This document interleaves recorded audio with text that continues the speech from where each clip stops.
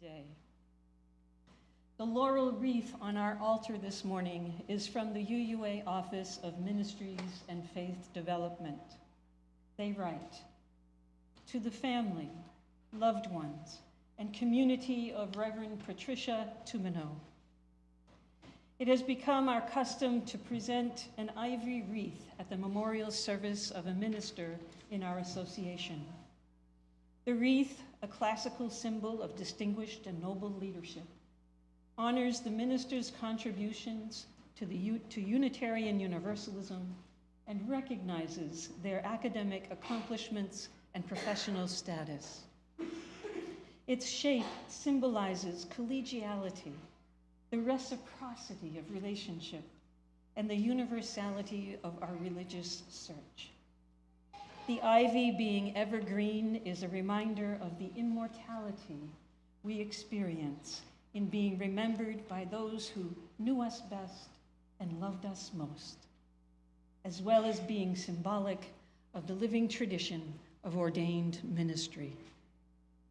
Our hope is to express to you our gratitude and lasting respect for the leadership and service, the life and witness of one who has been a faithful Unitarian Universalist minister.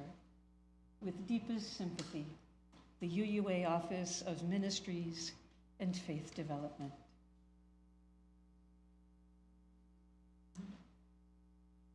Dearly beloved, we gather this morning in this place of memory and hope to celebrate the life of Patricia Morris Tummino.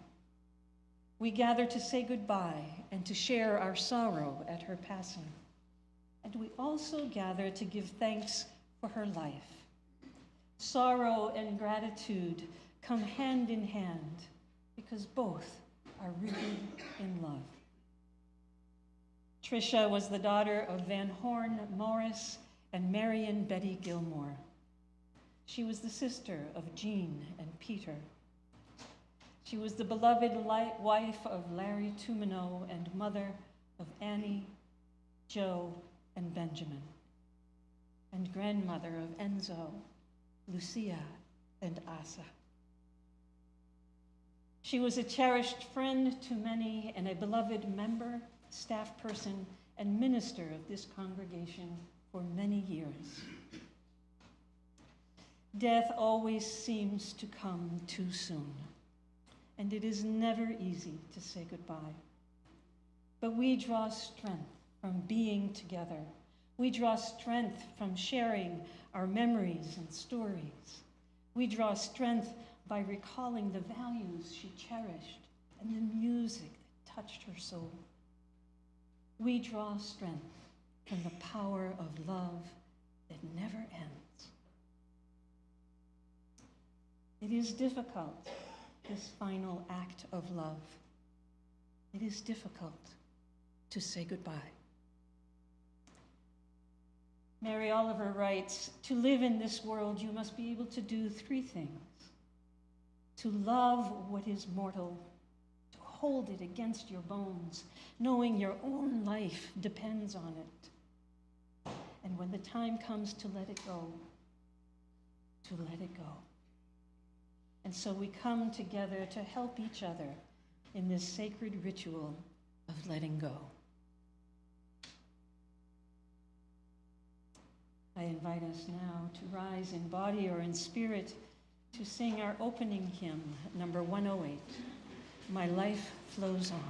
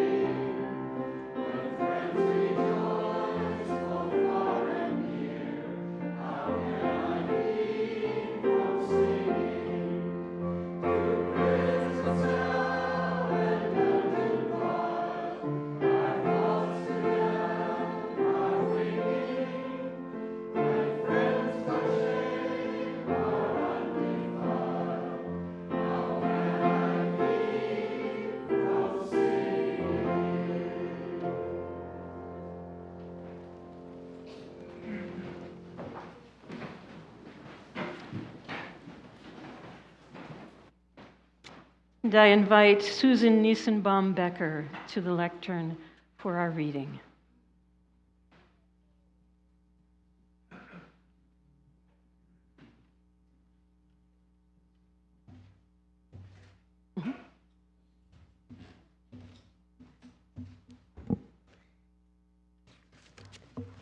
Hello, everyone. I'm an old friend of Tricia's. Our friendship was 45 years or more, and we shared a lot of wonderful things. She was a brilliant woman with a wide range of interests, and our conversations went from gardening to philosophy to music to gardening, and that was a very important thing for her, digging her pond and having things grow. It was a beautiful friendship for me. And when she became a minister, and we were writing together, I was writing poems and she was writing sermons, we often shared what we were writing and critiqued each other. So that was also a really wonderful part of our relationship. In the program, it says I'm reading a poem called What If, but I changed that because I remembered that Tricia liked a particular poem that I wrote while I was in residency at an artistic colony, and she liked this poem, so I'm going to read this in her memory and her honor, and with all the feeling of love and friendship that I've held for her all these years. This was written while I had a wood stove in my studio, and I was watching a log burn, and so I wrote a poem called Dear Log. Dear Log, there's sun in your knotty flesh, oxygen plus your body plus flame equals your molecules raving a wild macabre. You swirl away like a dream lit by morning, deconstructing, a living fusion. Your belly turns crimson as sunset, stretched out in its morning taffeta over the mountains. How quickly things turn into light, and your heat, masked when I place you on the grate, blasts out an astonishing surprise. Joan of Arc was such a surprise, on fire before the stake, and others whose eyes spangle, whose flinty breath ignites a time's dry tinder. Outside, pine pillars flare. They can't fool me anymore. When I see the doe and fawn, even when I see just their lambent tracks cross mine crossing theirs in snow, I know they are ablaze like you and me and everything.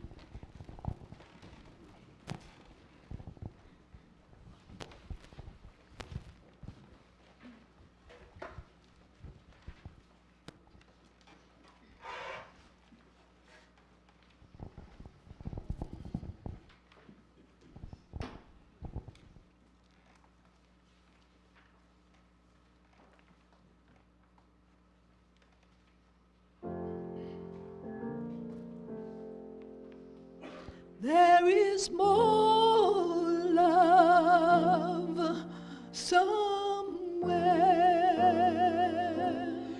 There is more love somewhere. I'm gonna keep on till I find it. There is more love somewhere.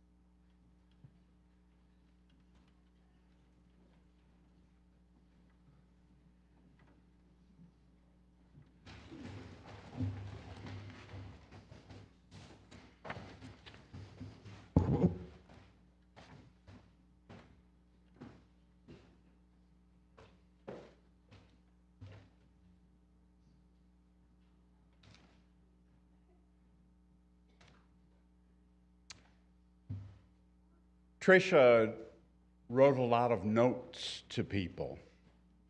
Notes of sympathy, congratulations, lots of thank yous, and sometimes, I'm sure, notes of apology as well. Many of us here have notes from Tricia, or we cherish memories of kind words said and remembered. Words written and words spoken, threads of connection between us and the memory of Tricia Tummino. She was born Patricia Morris and grew up not far from here in Hingham. Writing about her early life, she often dwelt on happy memories of Cushing Pond. You'll hear more soon about that pond, I'm sure. The turtles and the mud. It was a comfortable life in Hingham. We belonged, she wrote, to the yacht club, and there every summer we would swim and sail. Tricia had warm memories of her mother, who understood better than anybody else what walking by a pond meant to an emerging tomboy girl. Walking in the mud, observing plants and animals like a young Rachel Carson or Henry Thoreau, turning words and phrases over in her mind to see what meanings might be hidden underneath, knowing that behind it all there must be some happy system. At the Hingham Congregational Church, she got interested in religion. I was amazed, she wrote, by the biblical stories about miracles, the resurrection, and the promise of eternal life. Religion seemed like a parallel universe in which all the rules were different. Looking back, she called that religion a real ace in the hole for a naive child's conviction that we would all somehow live happily ever after. Maybe this is how it all works, I thought. Neat. But life did not turn out to be completely neat for Tricia. When she was 9, her father died in a car crash. She was sent off for the summer, and her mother started drinking more. About all this, Tricia was quite candid later. The family fell away from church, and after a last effort at conversion, so did Tricia.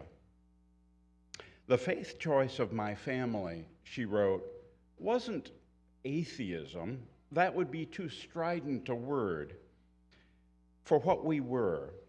Like my mother, I believed in goodness, and that, I felt, was enough. After that early loss, Tricia began to find her own path through life. A high school English teacher recognized her potential as a writer, sternly adding that henceforth Tricia would be held to a higher standard.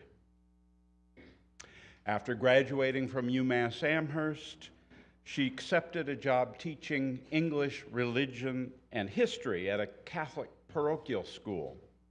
At first, she said, the place had me feeling strange and sort of like a spy.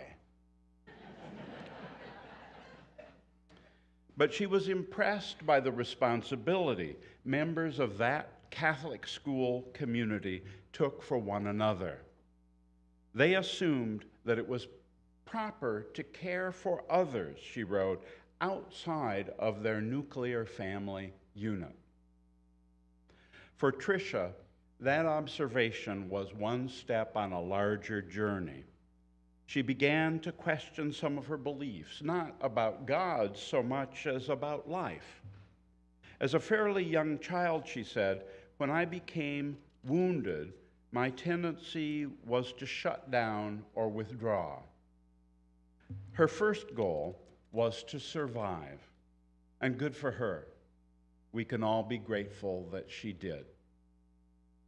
As an adult, though, Tricia came to feel that personal survival was too small a goal. Withdrawal may have been necessary, but young Tricia had begun to reach for something more.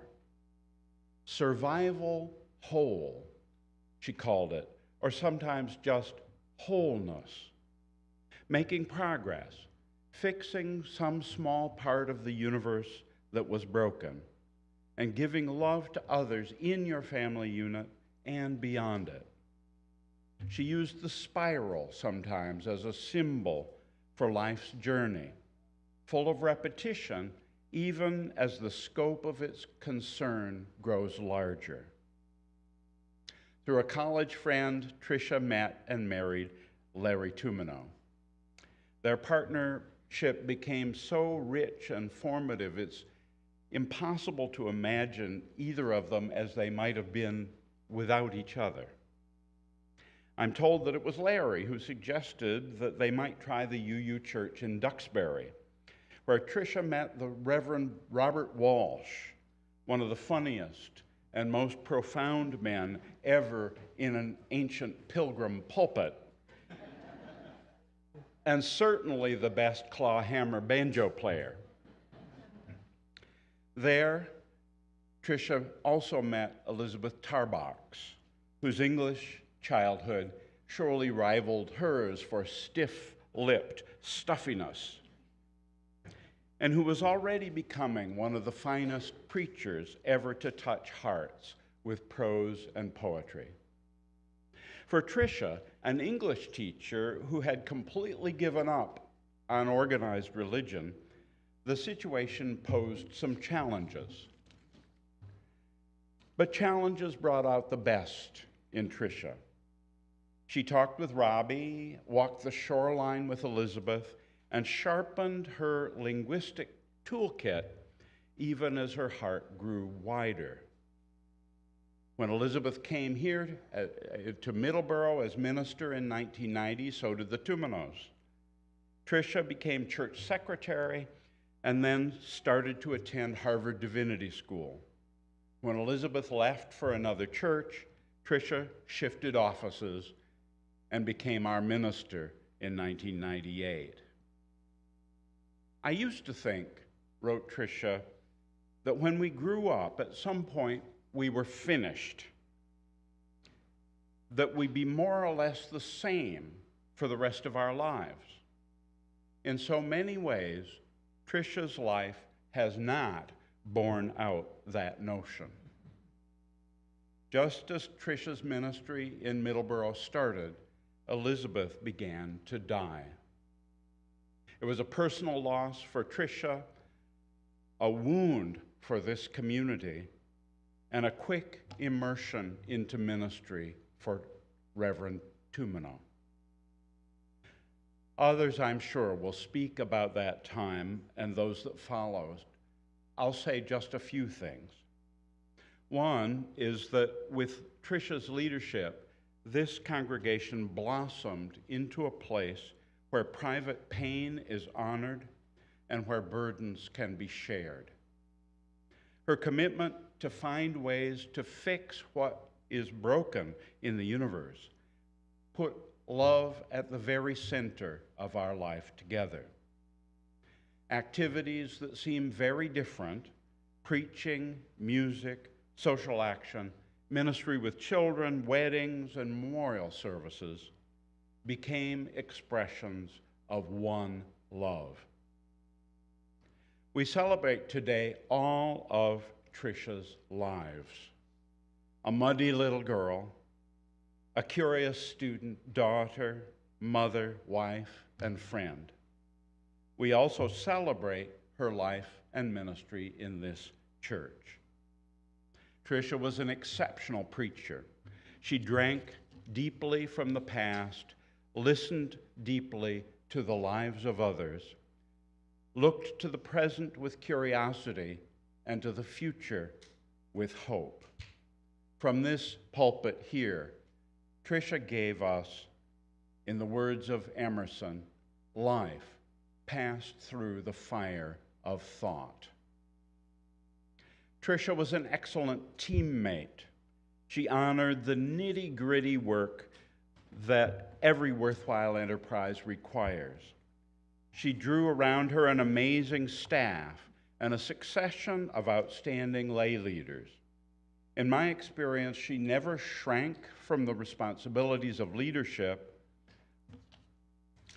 and never failed to offer others space to grow and thrive and the full credit they deserved. Tricia was a fine caregiver. Her most lasting contribution was in building a community of care, not just here in the church, but in our wider town and region and among her family and friends. This is not easy or uncomplicated work, and usually not visible. Tricia did it well, year after year, in private and in public. When Massachusetts recognized gay marriage, Tricia was ready, celebrating weddings and standing publicly for the inherent worth and dignity of everyone. Tricia Tummino wrote lots of notes to people, each as accurate and generous as anything she said in public. Her example is a good one for us all. Our hearts are sad today and grateful that a soul like Tricia's lived among us.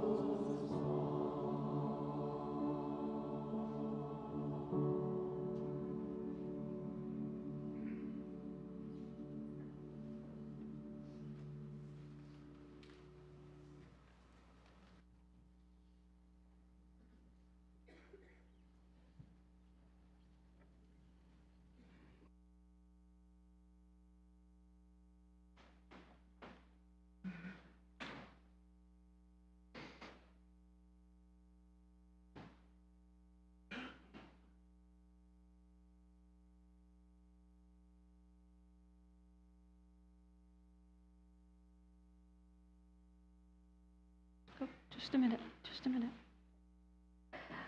I offer these words by William Rice as we enter our time of sharing. When someone dies, life touches us with a deep grief, and we need one another's company for our own comfort. Just to be together, to look in friends' faces and see the common expression of hurt, takes away the loneliness of our feelings and draws our hearts together in the blessed healing we can do for one another. At such times, the various faiths which sustain us separately come together in a harmony that transcends all creeds and assures us of the permanence of goodness, the inspiration of dedication, and the value of a serviceable life. It is well, therefore, for us to speak of those qualities we treasured in Tricia, for by speaking of them, they somehow become vital and enduring and grow in us, so we may take on what was noble and become more noble ourselves. At this time, we'll hear from Tricia's son, Ben Tummino, and then her daughter, Annie. Thank you all for coming today. I always felt like people got the wrong impression when I told them that my mom was a minister. Like I had to go into so much more detail because many of them didn't even know what a Unitarian was. It's a church, but anyone can go. We even have pagans. Were words I spoke on many occasions.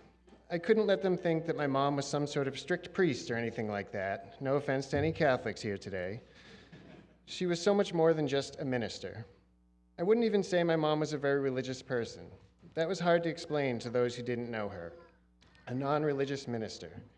She was fascinated by religion and knew it was something that, in the right hands, could bring people together. I would say that she was a very spiritual person. She had a deep spiritual connection to the world around her. That connection extended to all the people in this room, which is what brought you here today. I know she had a profound effect on many of you. She was able to connect with people in a personal, intimate way that made them feel seen and feel loved. It didn't matter if they were family, friend, or a complete stranger. She helped people when they needed help, listened to them when they needed to talk, and sat with them when they needed company. Most of you experienced this firsthand at one point or another, because that's who my mom was. That connection reached beyond people and into the natural world around her. Her favorite pastimes involved nature, taking walks in the woods and tending to our yard. She loved all living things. I never once saw her kill a bee or a spider in our house, as she always took the time to capture them and bring them outside to safety. If we drove past a turtle on the road, without hesitation, she would hold up traffic to get out of her car, pick it up, and help it across, even if it was a massive snapping turtle. That, after all, is who my mom was. Our yard was my mom's happy place. She spent countless hours gardening and landscaping on a perpetual mission to create her own private Eden on Summer Street. Each flower and shrub was carefully selected. It was very important that they not look unnatural or out of place in Middleboro. Quartz and striped rocks were priceless possessions to her, and they were placed strategically around the yard. Over time, she added a koi pond, a fire pit, and eventually an adult treehouse. One time I came home and I couldn't find her anywhere. Then I heard a loud noise outside. I went out back and found her up in a tree above the fire pit, alone, with a chainsaw, sawing down limbs that had grown above the pit. Needless to say, I was not happy about her decision-making in that moment. I always love sharing that story because that is who my mom was. My mom was a self-proclaimed tomboy growing up. Many of those tendencies carried on into her adult life, which made her such a fun mom for me as a boy. She loved a good fire, and she was always the best at lighting them. She could skip rocks better than anyone I ever met, though my brother is a close second. She taught me how to catch snakes, frogs, and herring with my bare hands. I had no idea that other moms weren't taking their sons to Alver Mill to scoop muck, as she called it. We would bring a net and scoop a bunch of mud from the water, digging through it with our hands to find tadpoles, baby turtles, little fish, and weird dragonfly larvae. Each scoop was like a magical grab bag of the natural treasures that the Nemasket River had to offer, and we both marveled at what we would find. Time ceased to exist for both of us in these moments, and I could watch as childlike wonder overcame my mom. That is who she was. My mom was so full of love for her family, love for her friends, for her community, her congregation, and for nature. She was a force for good, and she always stood up for what was right. Each person in this room has their own memories and experiences that shape their memory of her. I would like to take this day to celebrate who my mom was, instead of focusing on mourning her loss. I truly believe that she was one of the best human beings to ever walk this earth, and I'm not just saying that because she was my mother. We are all better for having known her. She was such a bright light that touched the lives of everyone she met, and that light will shine on through all of us. All I ask on behalf of my mom is that you continue to spread that positive energy to others in your life. Thank you.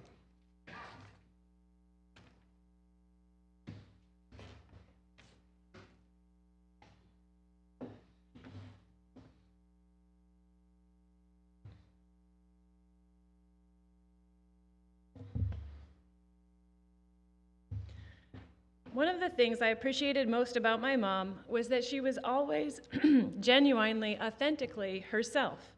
While this sounds simple, it is not easy for many of us. Ben already spoke about how my mom was a self-proclaimed tomboy. As a child, she wasn't afraid to get dirty, to throw a softball as hard as she could, or to pick up a snake with her bare hands. Needless to say, this didn't exactly conform to the gender norms of the time. As an adult, I never saw her wear high heels or lipstick. This isn't to say that she didn't care how she looked, but she preferred a smart suit jacket to a dress, and her fancy shoes were a pair of multicolored Tevas. The rest of the time, she was likely in jeans and a Red Sox t-shirt, ready to put in time on yard work or other projects around the house. For me as a girl growing up, navigating the sometimes suffocating expectations for how girls are supposed to act and to look, this was a breath of fresh air. My mom showed me that you don't have to conform to society's expectations, that in fact it is best to be your true self. My mom always supported me and my brothers, helping us to discover and nurture our interests. For Ben, the early trips to the Nemasket River facilitated an interest in biology, which he eventually majored in at UMass Amherst. When Joe showed an interest in music at a young age, she got him a guitar and drove him to lessons in Taunton. Though Joe put the guitar aside for a while when he was older and picked it back up, he found that those lessons provided a strong foundation on which he was able to build. My mom was thrilled when he formed the band Riley Coyote with his friends. She absolutely loved to listen to them play, whether it was jamming around the campfire or at a formal concert. For me, my mom nurtured my interest in politics. She talked to me about what was going on in the world and what she believed. In the early 1990s, she took a leading role in this church becoming a welcoming space for lesbian, gay, and bisexual congregants. In 1993, among other activities, she helped bring members of our youth group to Boston to lobby the state legislature to pass a bill that outlawed discrimination against gay and lesbian students in public schools. And in looking that up online, I realized that had become actually the first, we were the first state in the country with a law like that. So early experiences like this showed me that it's possible to make positive changes in the world, and that inspired my own activism on reproductive rights and other issues. My mom was a lover of life and the many things that it had to give.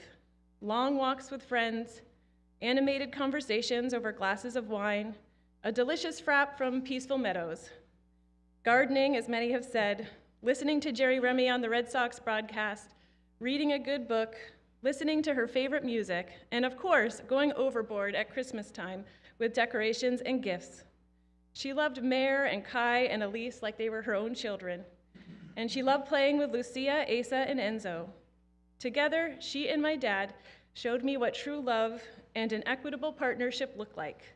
They always supported each other through the many changes in their lives. We all have our own unique memories of my mom and how she influenced our lives. As they say in the Jewish tradition, may her memory be a blessing.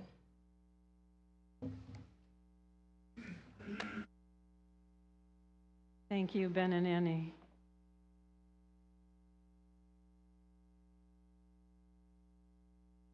When Tricia was first diagnosed, she asked Patty Simon and Julie Gould to come to visit her in Falmouth to perform our next piece of music for her.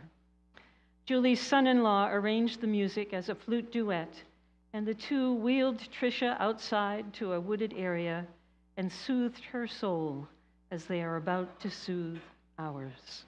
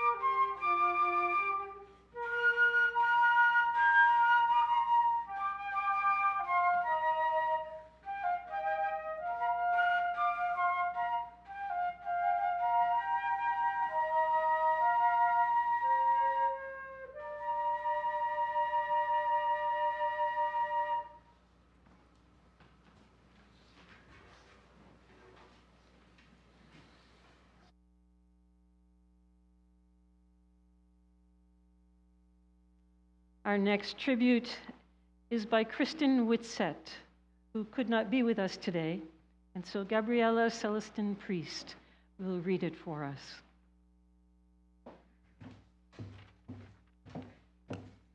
Hello, everyone. I grew up in this church with the Tumminos as close family friends, and this is a tribute to Tricia by Kristen Whitsett. I so loved reading the history and how Tricia came to the church. The UU Church in Middleboro, the choir, Tricia's sermons, the youth group, her mentorship, friendship, patience, understanding, and love shaped me deeply. Tricia never judged anyone, but sought to understand and to help. I loved her smile and the way she paused during her sermons to allow for a message to sink in. I loved how she held joys and sorrows, and that the congregation shared happy moments and hard moments with what truly was a church family. I loved coming home during college to our Christmas Eve services. Part of coming home to Massachusetts was coming to church to see family. The world lost someone truly special. Tricia was one of those people who somehow was there for everyone.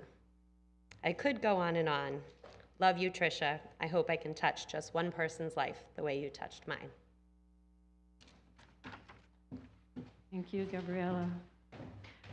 Next, we'll hear from Jeff and Barbara Stevens, longtime members of the church.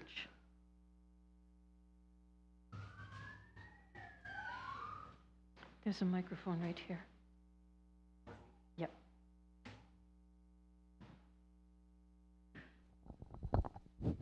How's that? Can you hear out there? Very nice. These are just kind of connections. We became friends with the Tumminos, and they were very much a part of our life. And this is just one or two little things that come from that time. Early after our daughter Emily was born, Emily's over there now, right there. There you go, Emily. Have to embarrass you. You know that's part of the whole deal when you're up here. Our daughter Emily was born and joined us at home. One day the doorbell rang, and a lady with a big baby bump out in front of her was standing right there. She told us she lived just a block away and was having a first baby. She was Robin Gross, the wife of Dr. Dick Gross. Through the Grosses and others neighbors, we started meeting couples with young kids and forming friend groups with these new parents. We first met Tricia and Larry at their house for a group dinner, and they seemed to be the perfect couple. Soon, the kids and the mothers were enjoying a weekly play group. It was delightful having friends with kids the same age as our kids. Over time, a few of our new friends joined us at the UU Church. Tricia and Larry, the Tangways, became regulars. Others, like the Dr. Gross family, were invited into the friends group for suppers and birthday celebrations. I don't know how that happened. Do you have any idea? Anyway, new bonds were being formed all around. Now, Barbara's going to just share two little anecdotes about the uniqueness. My, what's that now? No, the uniqueness of Tricia.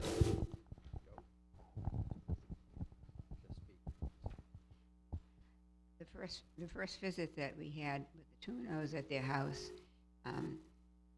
sold me on them because Tricia, was building a magnificent corral out in the side yard house. I said, "Where's your horse?" And she said, "Oh, I don't have a horse. I'm doing this as a favor." She said, "But how exceptional that was." Two very quick, short, similar to that one, I guess. She told me one day that she was thinking of taking a job as a counselor, deal with young men at State Park, Alexander State Park, who had committed serious and heinous crimes. She said to me, "What do you think heinous means?" I said, "Well, I think toward the end of the day you will have dealt with a lot of recalcitrant youth." She took the job anyway, stayed a couple of days, turned lives around. Courageous. Favorite of all, I think. Our minister one day approached Tricia to say, "You know, I don't think you should be just a secretary here at the church. You should be a minister." And Tricia said, "No, I have a family to take care of. I can't fit in divinity school." Elizabeth was subtle but powerful. And over the next year or so, she sort of worked away at Tricia. And Tricia's still saying, "I don't think I could handle this." One night, she was still pondering whether she could go to Harvard Divinity and succeed. She saw outside the window of their house where the kids are all inside watching. She saw the sky light up. It was orange and yellow and pink and vibrant and shimmering. Couldn't get the family who was watching Joe out and see this phenomenon. She went out. She knew that even though she was frightened, there was a calmness about this whole setting. She waited to see what would happen, and in the brightness, she could see rolling toward her a wooden hoop. Surely, and she reached out and grabbed the hoop, and she realized it was Elizabeth, passing on to her the mantle, I guess you might say, of UUism. She went back to Elizabeth, and she said, "I think I'm ready to do this." And Elizabeth said, she said, "I had the craziest dream." And Elizabeth said, I was in that dream. That was my dream too. I was the one pushing the to the wooden pond, not pond, Jeff. Wooden hoop, like at Wellesley College, to her, and you grabbed it, and that solidified and bonded us together. And indeed, Tricia did go on to divinity school, and when she was done, it was just exactly the time when Elizabeth was getting ready to move on to another congregation. So it bonded again, and she became our minister here in Middleboro. I think Jeff wanted to just read the last part. Our families have stayed friends. Our kids went to school and Sunday school together. We regularly shared, taking turns providing groups of suppers for the adults, and our kids have lifelong friendships from those early years. So thank you, Tumminos, all Tumminos.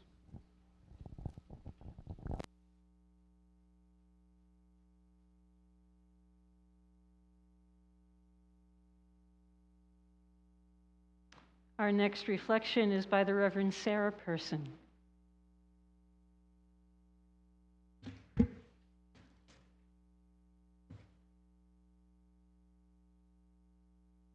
First time I sat down with Reverend Tricia Tummino was at the Sunshine Cafe on Route 44. She said, "It's the one place I've never seen the people from Middleboro. We'll have some privacy." So we settled down for, a good getting to know you natter. It was a little awkward, as it always is. But my first impression was, oh, she looks so nice and unassuming and pleasant. I had no idea. No idea. She was a power to be reckoned with. I thought, she was like an iceberg, right? Under the sun-reflecting surface was this formidable mix of intelligence and will and humor and curiosity and a deep well of compassion. We shared stories, what we had in common. Music was always a part of our lives. Our mothers loved dance. Entering the ministry when we were middle-aged and in the middle of very busy lives, figuring out what we'd known then and what we still had to learn from life. In the 60s and 70s, Tricia was already engaged in social justice.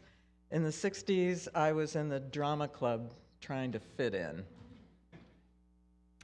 And within a few years, she was teaching high school students, and I was working at a state psychiatric hospital. And we decided that some would say we were, on some level, gathering the experience we'd need to be good ministers.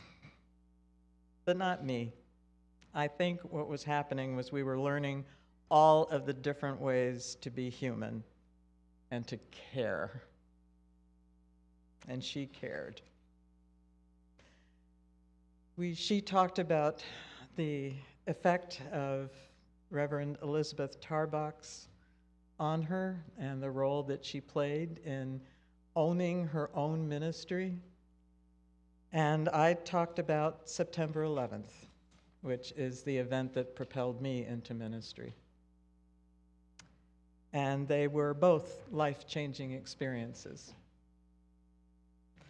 I told her about being at the State House the same day that same-sex marriage was legalized in Massachusetts, and she told me what it was like performing all those marriages in the days right afterwards.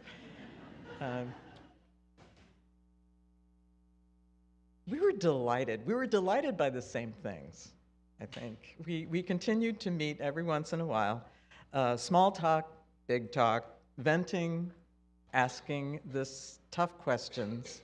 We talked about theology and history and congregational life and social justice and family and navigating friendships and personal philosophies and the gift or the curse of skepticism, which she had in abundance, and feeling like a liberal voice in a mostly conservative community, and having strong opinions and what the heck to do with them. The first time I visited the Tummino house, which to my mind had this imaginary neon sign on top that said, "Welcome." And the first time I saw their garden and the rooms that she had created in the garden. And I also understood that she had vision, and she was no stranger to hard work. We didn't spend enough time together so that we became fast friends, but we always had a lot of affection and respect. And when I would come to her, sometimes wondering, just how exactly do I stay in love with Middleboro, she would tell me the same message in different ways, but the same message: trust yourself and believe in yourself. And sometimes I believe in you. We did create a covenant, kind of like this is the standard language that beloved former pastors and incoming ministers make with each other, the agreement, to give each other room. And so by and large, we did hold to it. I know that she maintained friendships, instead of keeping the traditional distance away from folks. But you know what? I didn't care, because I knew that I could trust this woman, and I could. I think maybe a couple of years into my ministry, a longtime member named Dara Harlow passed away. I think it was 96 or 97, God bless him. And the family came to Tricia and asked if she could do the service. And Tricia came to me, and I said, you know what? I trust you. You loved this family, and how about I just go along and I'll take notes? And that's what we did. I sat down with the family, and they talked about this amazing, marvelous man for hours. And I took notes, and she asked, of course, the deep, greatest questions that she could ask to get them going. And so I handed her, my notes, and she took a look at it, and she said, "Oh my God, I think you wrote down every word." But she was able to do a eulogy, and that's kind of like the partnership that we had. And I asked her, actually earlier, about a year into my ministry, would she become a minister emerita to this congregation? And she said, "Isn't this a little early?" And I said, "No. We know each other and trust each other." So she did. And of course, when I took my first sabbatical years later, what happens? There were 3 deaths in a row here. And she officiated at all of their memorial services, and came up to me afterwards, and she said, "Sarah, I love you, but I'm not going to do that again." and I understood.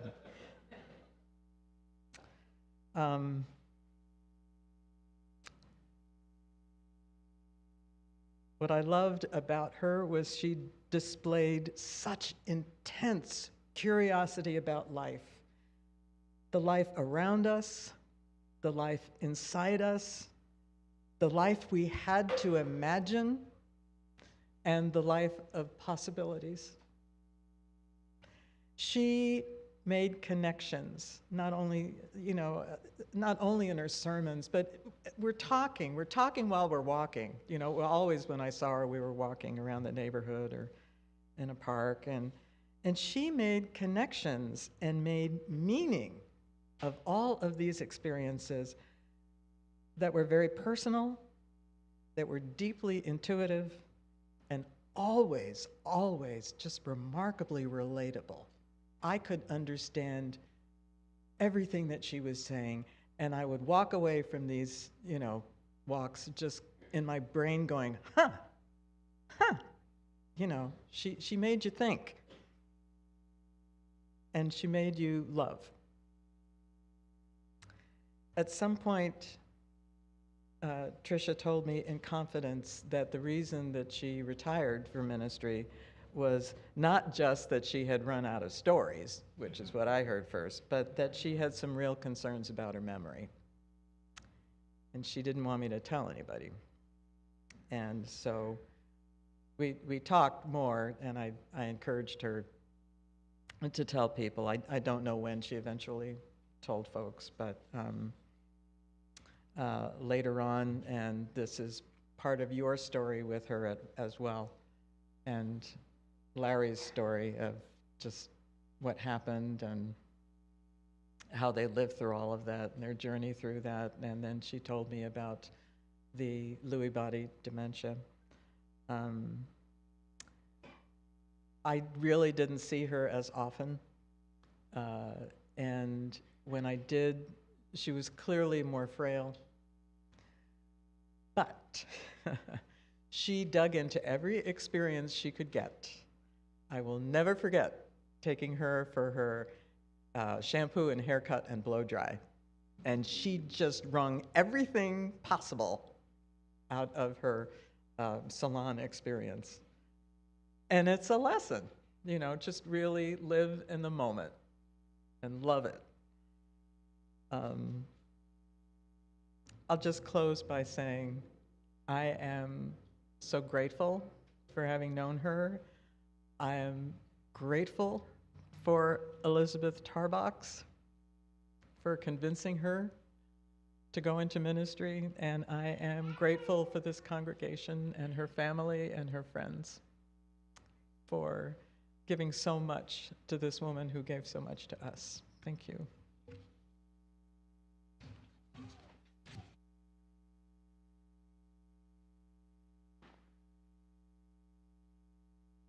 Our last reflection is by my immediate predecessor, the Reverend Peter Conley, who could not be with us today. And he writes, "When I found the First Church of Jamaica Plain Unitarian Universalists in 1990, I had no idea my attendance that Sunday would be the first step of a journey toward UU ministry. Whatever success I've had in my career as a UU minister, I can attribute to the guidance and encouragement of primarily two people. One was the Reverend Terry Burke, who acted as a kind of mentor to me during my 20 years at the Jamaica Plain Church. And the other was the Reverend Tricia Tummino, who was my official mentor during my 2 years as the first student intern minister here at UU Middleboro from 2002 to 2004. He writes, "It was through Tricia's initiative that the Middleboro Church even established itself as a teaching parish. She was convinced the congregation was mature enough in judgment and committed enough in spirit to be effective in encouraging the growth of prospective ministers. She recruited members of the teaching parish committee, ensured it was stable, and stepped aside to let them do their work. In addition, she met with me on a weekly basis to provide guidance and advice and to gently offer a corrective when I inevitably slipped, and provided as good a model for ministry as one could have hoped. Early on, she told me I already appeared to her to have established myself as a minister, and I would not even need a great deal of formation. I cannot tell you how important that vote of confidence was for me then and for the ensuing 2 years. I wish every ministerial aspirant could have as strong a ministerial model as the one Tricia provided to me. She was spiritually mature, humble about her achievements, and well-balanced in her outlook. She had that elusive quality we all hope for, a stable and reassuring ministerial presence. The church and the world were better for her contributions, and we are all poorer for her passing. Blessings of peace on us all, the Reverend Peter Conley." I invite us now to rise in body or in spirit to sing our closing hymn, number 6, Just as Long as I Have Breath.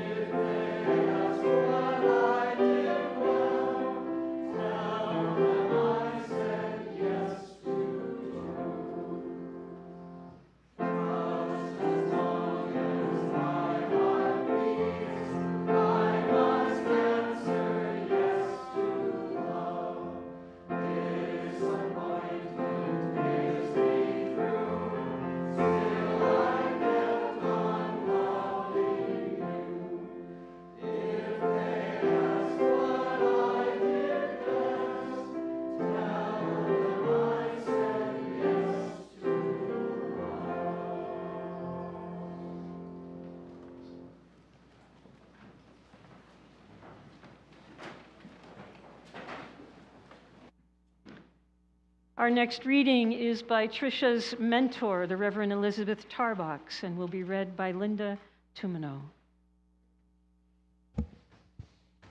Hi. For those of you who don't know, I am Tricia's sister-in-law. And however, before I was her sister-in-law, I was her friend. We met in 1968, second semester of college, and for 56 years, we shared life's adventures together. How very fortunate we were.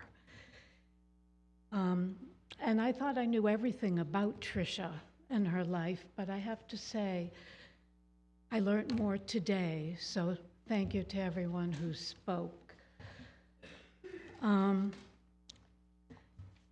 Tricia gave me a book called Life Tides by the Reverend Elizabeth Tarbox shortly after she became ordained. And it was, you've all heard about Elizabeth this morning, and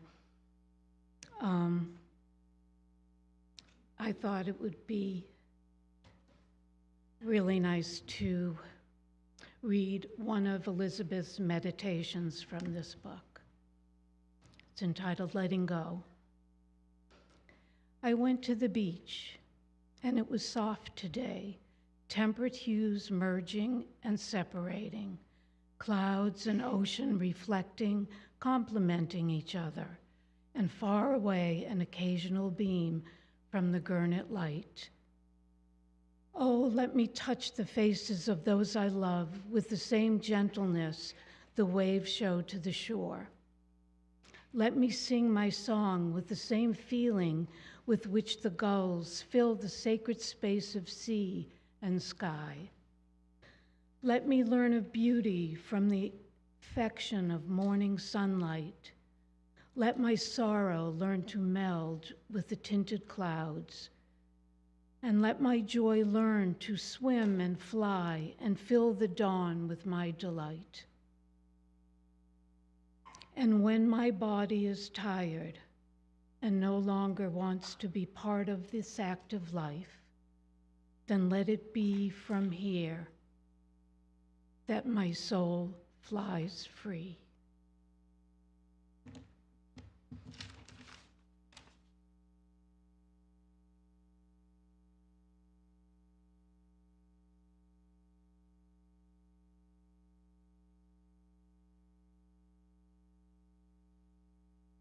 With stories, songs, and memories, we have celebrated in a small way what Tricia has meant to all of us.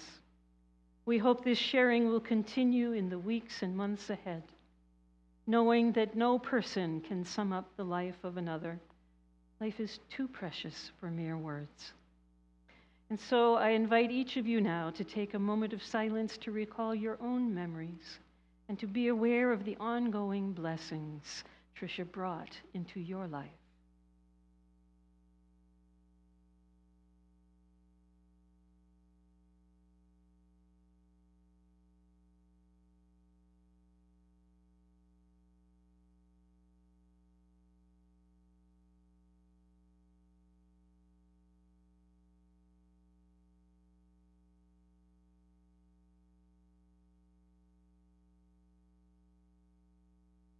May the legacy of her love and ministry remain forever bright and be a source of strength to us all.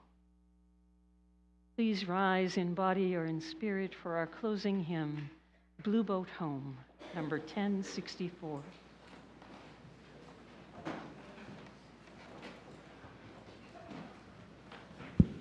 Hi.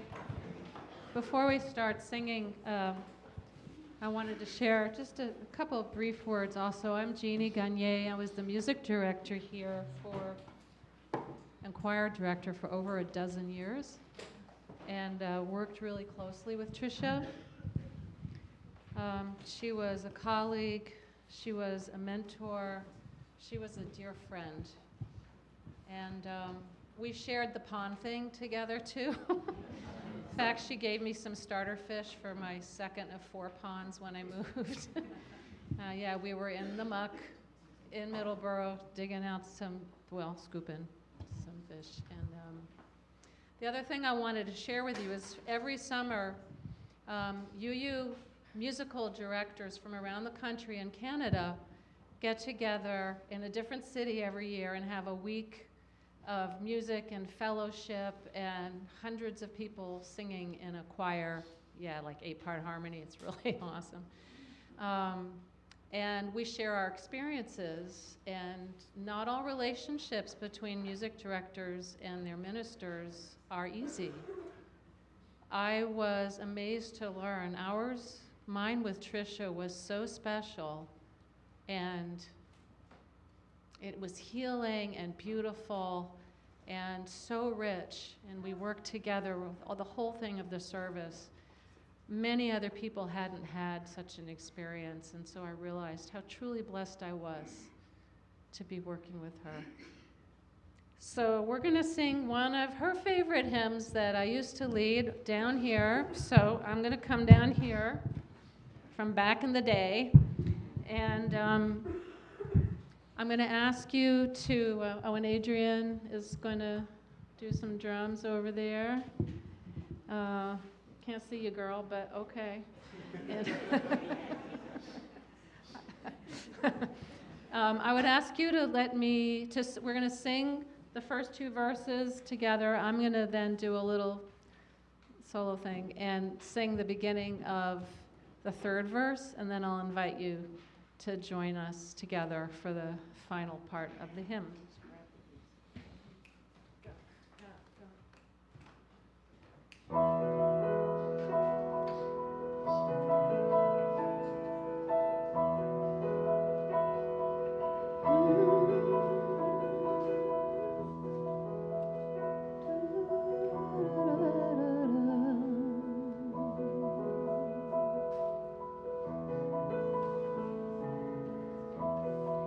Adrian,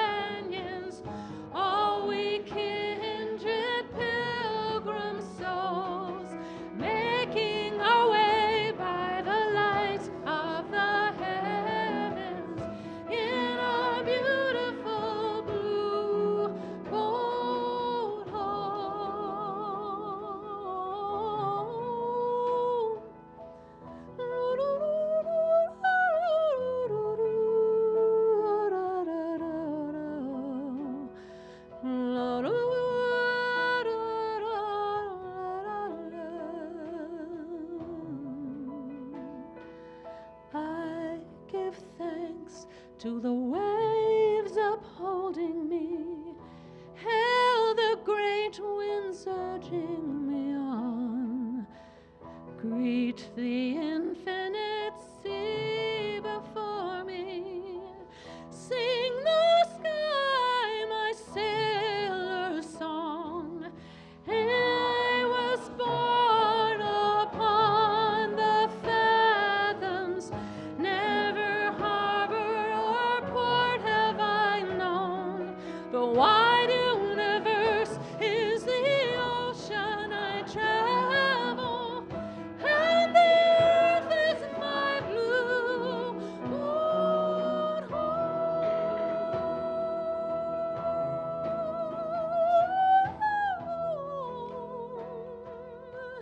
Tricia's going home, home.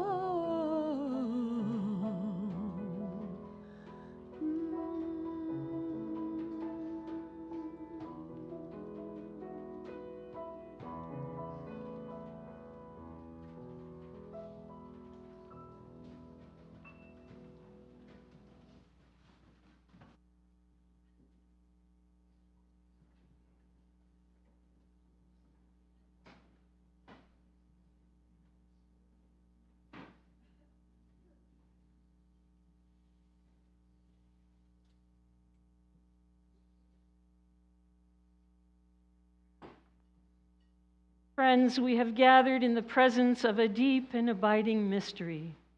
With humble hearts, we must bow before the veil which has fallen between us and the one we love. We cannot comprehend the mystery of death, but we can place our trust in love.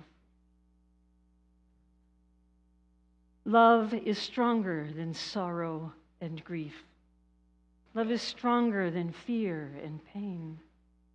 Love is deeper than the grave and higher than the sky. And so we surround this leaf-taking with the power of love.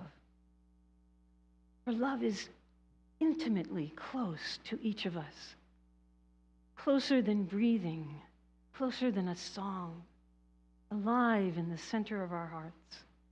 And so too Tricia remains alive in the hearts of all who loved her. So when you have a sudden urge to grab a snake with your bare hands, or help a turtle across the road, she's with you. And when you want to scoop some muck with the wonder of a child, she's with you. And when you see a tree limb that needs trimming and wonder where you left your chainsaw, she's with you. And when you dig your fingers into the rich soil of life to foster the emergence of beauty in this world, she is with you.